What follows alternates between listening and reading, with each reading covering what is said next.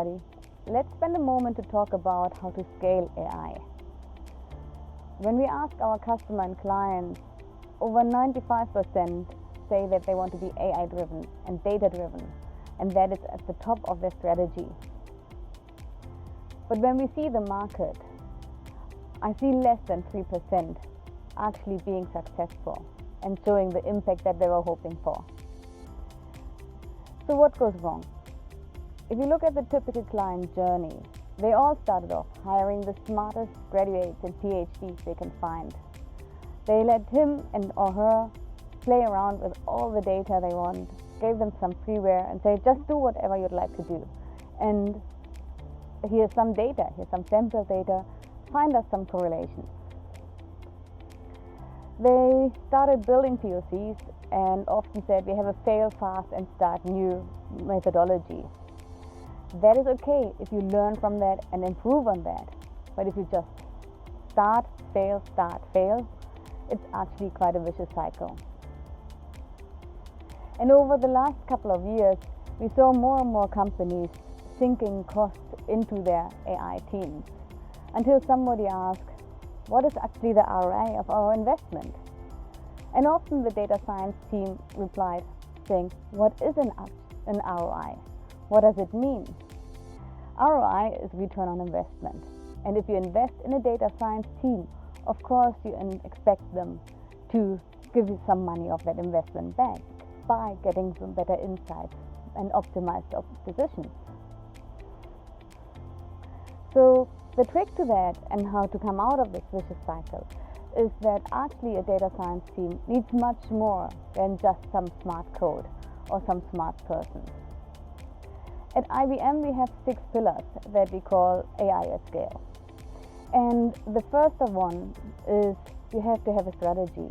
You have to have clear KPIs and a roadmap. You wouldn't run a sales team, a marketing team, without giving them ROIs to achieve. But for some reason people thought in the past, a data science team, you can just hire them and put them somewhere and say, do whatever you like. They too need guidance. The second pillar is, what is your operating model? Who has ownership? Do you have the C-suite buy-in? Do you have a garage model? How do you actually spin up the use cases and put them into production? How can you go from idea to value as fast as possible? The third pillar is the question about data and technology. Is your data available and has it got a good quality?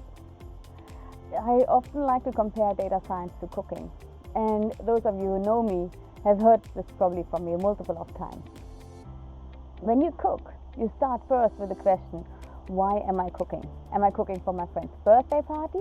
Or am I cooking for a big dinner? Do I want to make cake or just a salad?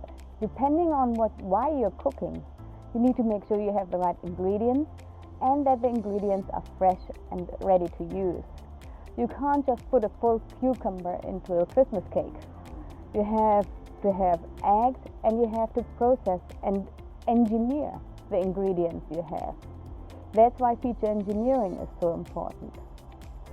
Then you have different ways of cooking. For example, the oven, the frying pan, the microwave, and that is the algorithms that you work with.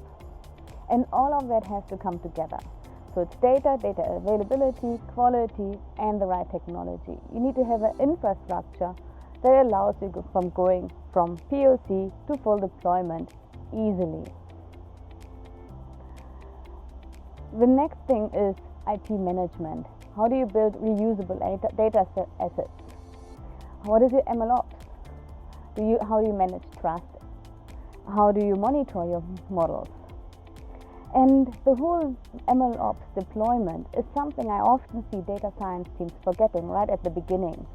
They say we go from idea to POC and then we see.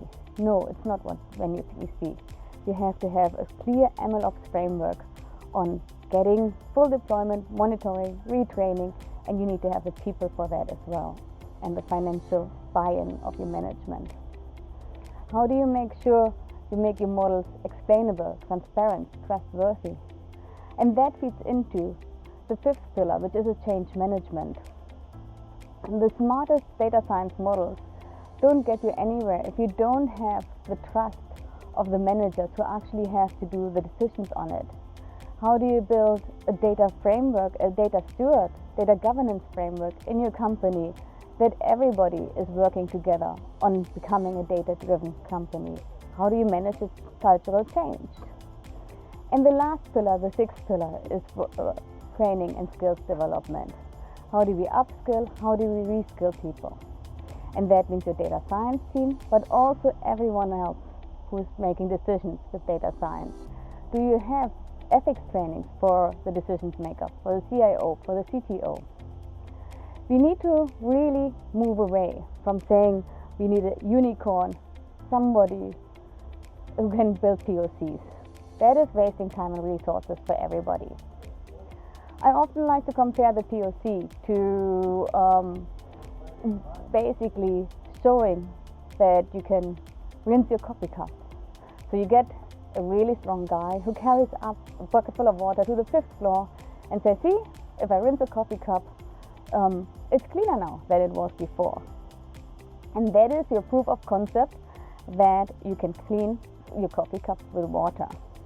But actually fully deployed AI is more than like absolutely functioning plumbing in the whole house. Whatever room you're in, you can turn on the tap and you have water coming out.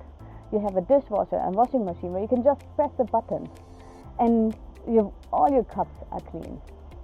And fully plumbing in your house has very little to do with the strength of the guy who carried up the bucket full of water for the coffee cup at the beginning.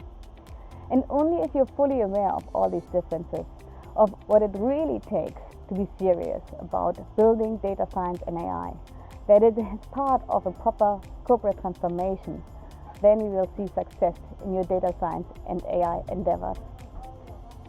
Thank you.